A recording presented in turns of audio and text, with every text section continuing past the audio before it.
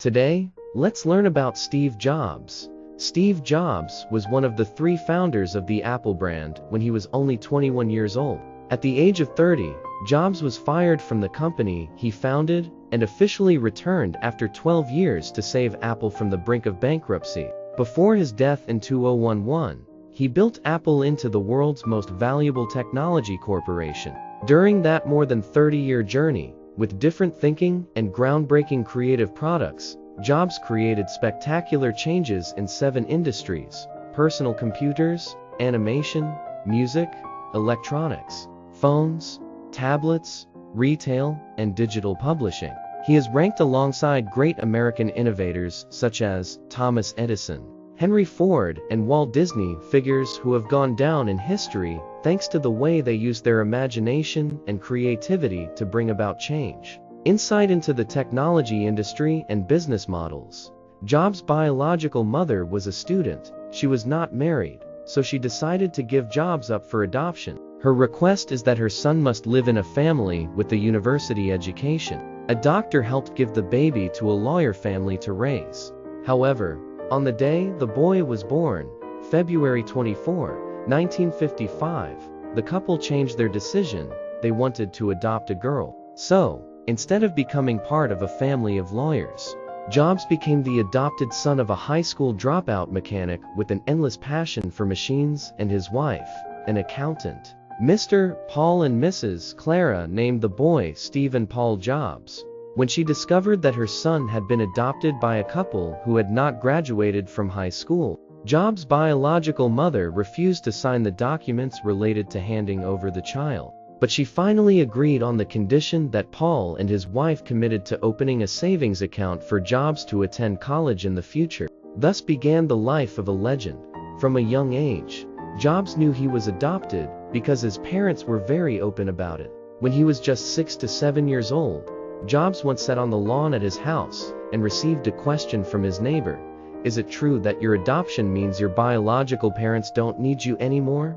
Jobs ran home and sobbed. At that time, his parents affirmed every sentence and every word clearly. "That's not true. We especially wanted to adopt you." Since Jobs was young, Mr. Paul tried to pass on his love of mechanics and car repair to his son. His father's craftsmanship, ingenuity, and aesthetic taste left a strong impression on Jobs. He always remembered the lesson his father left behind.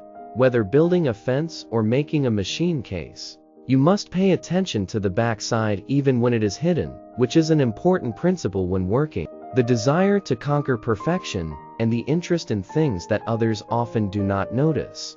These characteristics of his father inspired Jobs and later became part of the soul of his products, legacy in his career. Jobs was very proud of his father because he never used tricks to develop his business. He was calm, humble, but very determined. Mr. Paul and Mrs. Clara are a couple who love their children very much, always listen, and find ways to help Jobs achieve his dream. They trust, protect, and never punish this intelligent, but equally stubborn son. When Jobs was returned from school before the end of the 3rd grade program because of his mischievous antics, Mr. Paul asked the school to treat Jobs as a special child. Let's face it, it's not the boy's fault. If the school cannot create interest in learning for the boy, it is your fault, Mr. Paul firmly told Jobs' teacher. Jobs' uneven learning path was always accompanied by his parents. Mr. Paul and his wife always followed Jobs every step, and were willing to adjust their lives to suit their son. Keeping their promise to Jobs' mother, they saved money so he could study at one of the most expensive universities in America. They also did not blame him when Jobs dropped out of school at the age of 17 to pursue his own dream. And then 4 years later, right in his parents' garage, Jobs' life entered a new chapter with the birth of Apple Company. When Jobs became famous, there were some opinions that his eccentric personality stemmed from the fact that he was abandoned at birth and had to go through life as an adopted child. Jobs fiercely denied this assertion. He believes that it was his adoptive parents who made him feel different. "Knowing that I was abandoned and adopted actually helped me become more independent, but I never felt abandoned." He was ready to get angry with anyone who called Mr. Paul and Mrs. Clara adoptive parents or insinuated that they were not his biological parents. "They are 1000% my parents," Jobs said. For Jobs, the pinnacle of creativity comes from the story of his biological and adoptive parents, and from growing up in a valley where he learned how to turn silicon into gold. The intersection between technology and the liberal arts. Apple was born. While in high school, Jobs befriended a college graduate named Steve Wozniak. Possessing outstanding talent in electronics, Woz came up with the idea of integrating keyboard, monitor, and computer in a personal integrated package. After a few months of hard work, he successfully built the personal computer later known as the Apple I. It was on June 29, 1976, Woz typed a letter on the keyboard and the word appeared, displayed on the screen. Extremely impressed by Woz's discovery, Jobs worked to help his friend perfect parts of the personal computer. He clearly felt that this computer would give wings to the couple's careers. Less than a year later, Jobs and Woz talked about opening a computer company. Woz sold the HP 65 computer, and Jobs sold the Volkswagen. Combined with their savings, they had about $1,300 to start the business in Jobs' parents' garage in Los Altos, California. After Jobs had just returned from a visit to an apple farm, he and Woz discussed the name of the company they were about to found. They mentioned some typical technology words such as matrix or personal computer. Jobs proposed the name Apple Computer and explained that apples were an important fruit in his vegetarian diet. Jobs thought Apple sounded happy and energetic. Furthermore, in order in the phone book, Apple will be ahead of Atari, the name of a famous technology company that Jobs worked for. He decided that he would name the company Apple Computer if no better name came up the next afternoon. And in the end, Apple is still the smartest choice. Right from the name, the company co-founded by Jobs with Woz and Ronald Wayne shows friendliness and simplicity. Even though Apple standing next to computer doesn't mean anything, it makes a difference. This name forces people to think, which in turn helps the company develop brand recognition. How did Jobs and Apple change the world? Apple's success is built through decades of innovation, changing the way consumers view technology. Nowadays, Apple is such a popular brand that almost everyone knows about products such as iPhone, iPad, iPod, and Mac. If there is someone who does not own an Apple product, they certainly know someone who does. Someone is using this company's products. Macintosh. Anyone can use a computer. Since its early days, Apple has always possessed a unique style. While many companies focus on mass-producing low-cost products, Apple's priority is products that are not only powerful, but also easy to use. The idea of a computer that anyone could use was clearly expressed in the first Macintosh. At that time, when users needed to know basic programming to operate computers, Macintosh provided the experience of using a computer with a mouse and a graphical interface like today's computers. Macintosh was created not only for computer enthusiasts and people working in the computer industry, but it is also a product that anyone can use. Without the original Macintosh, there certainly wouldn't be today's modern line of Mac computers. And the dramatic shift that turned computers from a niche product into an essential tool for everyone would likely have been delayed, postponed for many years, even decades. iMac. Technology as art. Although Apple had a foothold in the computer industry in 1997, things did not go smoothly. After a series of not really excellent products, Apple was on the brink of bankruptcy. But Jobs came up with a radical plan to turn Apple around. At a time when many of Apple's competitors focused on producing desktop computer cases and business software, Jobs decided to take Apple in a completely different direction. He often calls Apple the intersection of technology and the liberal arts, which means that Apple products are designed not only to be technologically superior, but also to be stylish and intuitive and easy to use. That vision has been expressed in many Apple products, starting with the introduction of the first iMac. At a time when most companies were shipping light beige desktops, the iMac came in 13 colors, from blue to purple to even floral prints.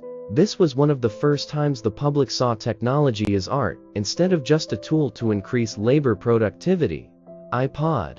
Listen to music in a new style. The iPod wasn't the world's first MP3 player, but it captured the hearts and minds of millions.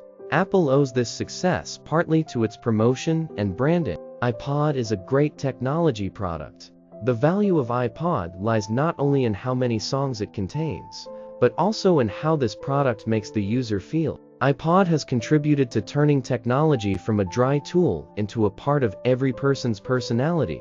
iPod has been successful for a long time. While Apple has given millions of people a new way to listen to music, the company still needs a better way to get new music. All of that changed in 2003 with the launch of the iTunes Store. Instead of burning CDs or turning to streaming music websites, users can download almost any song you want to listen to on iTunes for just $0.99 each. This is a win-win-win business model, in which customers have easy access to the content they want. Music labels and artists have new platforms to release products, and Apple benefits from these innovations. Deals on iTunes. This business model has become a huge success, not only for Apple, but also many other companies. Later, most people switched from using iTunes to online music services like Spotify and Apple Music. Essentially, all of these services originated from the idea of centralizing and distributing online content, starting with Apple's iTunes and iPod products.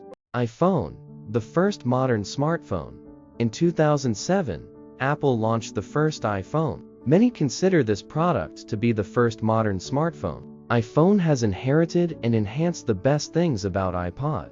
A combination of design, technology, and emotion, the iPhone brought great commercial success to Apple at that time. To date, the iPhone is still the best-selling product of this technology giant. It can be said that the highlight of the iPhone is that this device helps users connect to the internet easily. Smart devices at the time provided access to mobile data, but they often did not allow access to all websites. Even devices with simple browsers should work with a stylus or keyboard. Unlike those devices, iPhone can allow accessing websites easily, so users can take this phone with them anywhere. Not long after introducing the iPhone, Apple launched the iPad, the most popular smart tablet today. Jobs turned Apple from a fledgling company operating in his parents' garage into one of the most successful corporations in the world. Jobs passed away forever in 2011, but after that, his vision remained with Apple through the guidance of Tim Cook. In the years since Jobs' death, Apple's focus has been on improving existing products rather than releasing entirely new ones. Apple continues to pioneer innovations in smartphones and mobile computing. However, the legacy Jobs left behind is not only a revolutionary technology product, but also an endless source of inspiration for leadership, creativity, different thinking. Under Jobs' leadership of Apple, the public was extremely excited about the company's new product introductions. Analysts believe that this comes from two main reasons.